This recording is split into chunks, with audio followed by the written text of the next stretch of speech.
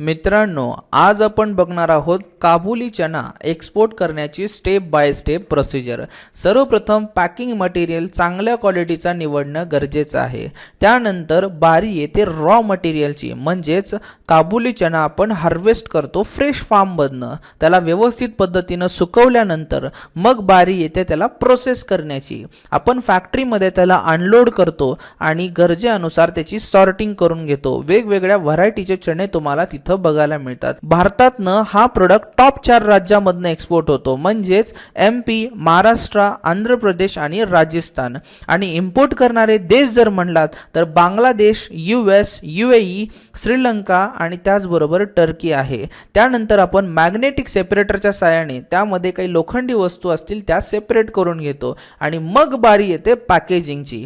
एकदा का पॅकिंग झालं की आपण 250 ग्राम पासून 5 किलो पर्यंत त्याची पॅकेजिंग करतो आणि हाच मटेरियल तयार आहे तुमचा आंतरराष्ट्रीय देशामध्ये जाण्यासाठी। अशाच इम्पोर्ट एक्सपोर्टच्या नवनवीन रीलसाठी आत्ताच मला फॉलो करा आणि ही रील तुमच्या त्या मित्रासोबत शेअर करा ज्याला चना एक्सपोर्ट करायचा आहे।